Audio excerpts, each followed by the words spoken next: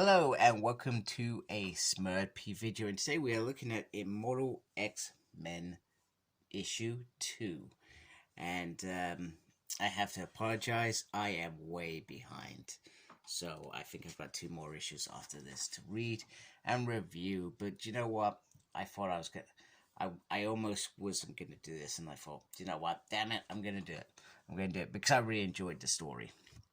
So first of all, these monsters have popped up on Krakoa thanks to Selene. And actually, I didn't expect this bit to pop up. So they've done the different council members. So, and I'm hoping that this ensemble is an ensemble and it is all shared, and there isn't like loads of focus, for example, solely on Destiny or Sinister, for example. And I hope it is a shared experience, and there are moments during this, but there are also very focused moments on certain characters. So this is written by Kieran Gillen. Lucas Wernick is the artist. David Carell is the color artist, and VC's Clayton Cowles is the letters, and Tom Miller is still on design.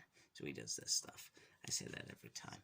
Anyway, Professor X is like, what the hell, man? And Celine's like, consequences, because she wasn't chosen to be on the council. And then the next minute, she's in England, for example, with the Covenant of Agrabah. And she wants El Grey, and maybe a real El Grey with an old guy and his ear.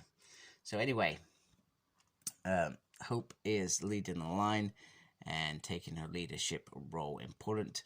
Magneto and Storm, even though they are technically administrators and the captain should be able to deal with such crisis, they step in. So Magneto fires in lots of metal conduits, and then Storm lights them up with lightning, which go kaboom. However, the creature is returning. Meanwhile, Destiny is feeling something a bit weird, that this is all a mistake and reality is warping or it's distortion, etc.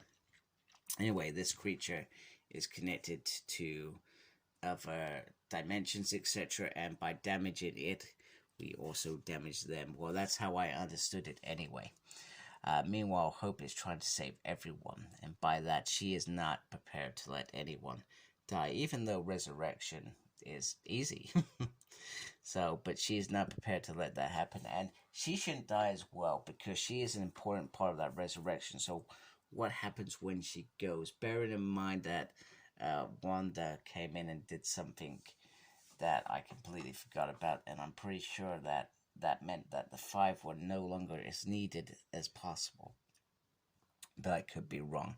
Anyway, she says that to Exodus, your power is, the more people that believe in you is the more power you can believe.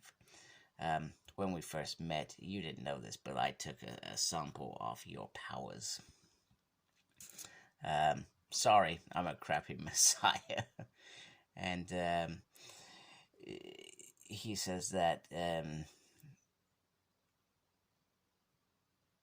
there is nothing crappy about you as a messiah. You keep everything going in the right things. Anyway, together they can defeat this creature, and so they do. Well, I think they do. Well, they slow it down. Anyway, we come back to Sinister, who's probably the most intriguing character of this book.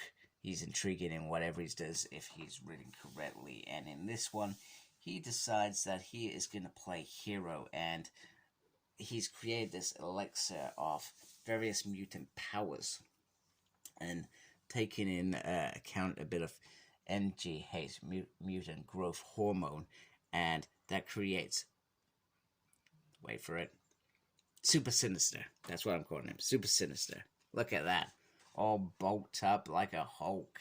He is straight in there. He's firing Cyclops things out of his diamond on the top of his head. He is being it.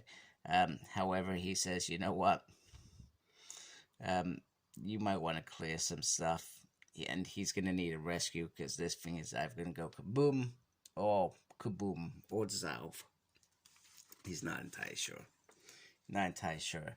So he comes out of it, etc. He was he makes a typical Sinister move. I was expecting casts of grateful fans, and Nightcrawler was like, "Well, you would if you were a hero." So it's quite interesting and really enjoyable. And Kurt does say, "Well done, you brought us some time." So the team, the Quiet Council, and Emma Frost says to me, "My Quiet Council," which is interesting because you would expect that from. Sorry, you would expect that to be an Xavier thing to say, but she says it in jest. That's how I look at that. She says it as a wind up. That's the sort of thing that she does. So they have a quick chat in this, which bugs me. I wish that they would just create a couple pages and we get some beautiful artwork and we get them discussing the problem, etc. And they talk about this is Celine's tantrum. Um, the creature's still here. How do they stop it? Blah blah blah blah. Isn't there some Summers protocols for this? And then Emma's like, "Please, it's Scott. What do you think?" Of course, he's gonna have protocols for this. I do like the fact that there's Summer protocols. That is pretty cool. And then it goes through what these are, etc. I'm not gonna lie. I probably should have read it, but I didn't read it. I'll save that for when I get to read it on Marvel Unlimited again at some point. So Destiny gives Hope an opportunity to go address something. And she could choose Mystique, who we know is a great assassin, or anything, but she chooses Hope. So, which I find interesting. I'm sorry, my light seems to have. Let me just take that down a bit. I'm trying to keep it light enough so you can see without obviously blinding you, etc. So, magic. So she takes some of Magic's portal power, and she jumps into England literally, and she is falling at the point, and she fires this bullet. Now, no ordinary bullet would take out Celine, but I believe this one is a bit mystical. New metal they found, Aztec magic, etc. Which yeah. Anyway, she's gone. She's dead, and they can bring her back. And when they bring her back, she is not all that strong, and Exodus manages to ensure that this monster's stopped.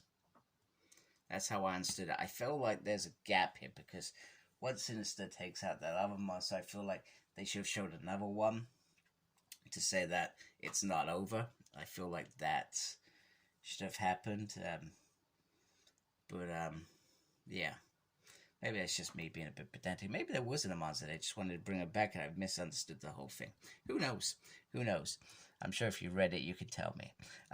Anyway, Hope walks off.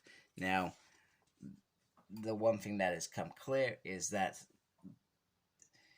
even though they didn't choose Celine for the council, and yeah, she didn't have to be what she was. She didn't have to go out and prove a point, but she has proven that without Apocalypse, aka on Sanab, Sabam, I said that completely wrong in my head. It's early, I'm still waking up and not enough coffee. They are vulnerable to magic and they could easily be attacked again at some point. So there is a couple of nice moments where Hope, she wants, the great thing about Hope, because she was raised by Cable as a soldier, she sees herself as a soldier first. She's never seen herself as a messiah.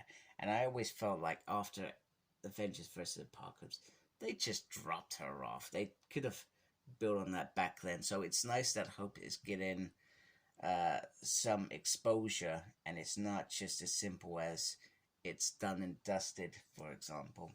And there's still this 6-minute war that could still happen somehow, and it could still happen. Let's be honest, Bishop's future could still happen. But it is what it is, and I like that Ixis says, you know what? You're a far superior kind of Messiah. Then we get Destiny and Sinister, and she's always, you don't know whether it's truth or whether she's trying to wind him up. But she says that he says that he would have liked to, worth bringing back Celine to find out how she did it, how she did all this. And she says, I don't think that ends very well for you. He says, why be concerned? And she's like, Nathaniel, we must be on the same side. Which is interesting because technically, while you're in Krakoa, are you on the same side, or are they still running their own agendas? So that's an interesting one. And Professor asks what she's implying. He says she's never told me such thing, so something's amiss there. Anyway, Destiny all of a sudden comes over terribly ill, and she hasn't felt this way for over a century.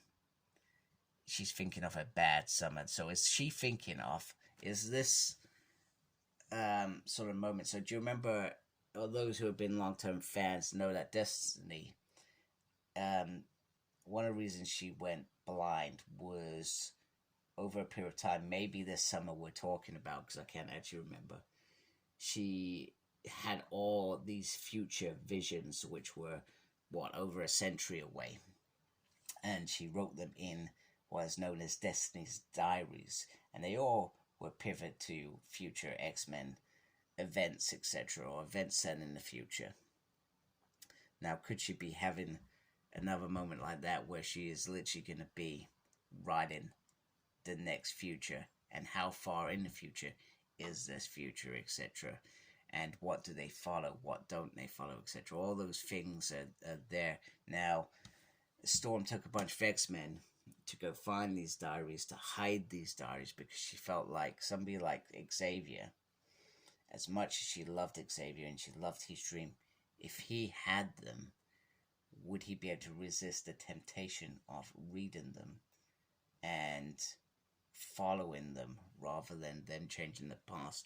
Now, if I remember rightly, there was one moment in them that the X-Men changed, and that left the rest of them void, which was, in my mind, a bit of a cop-out. I felt like Destiny's Diary should have been a story throughout it until the very end.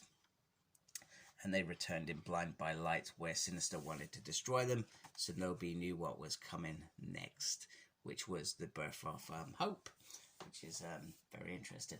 Anyway, I hope you like my video. If you do, please support my channel by subscribing. Make sure you look after yourself. Very important these days. And as always, embrace the geekiness. Take care. Goodbye.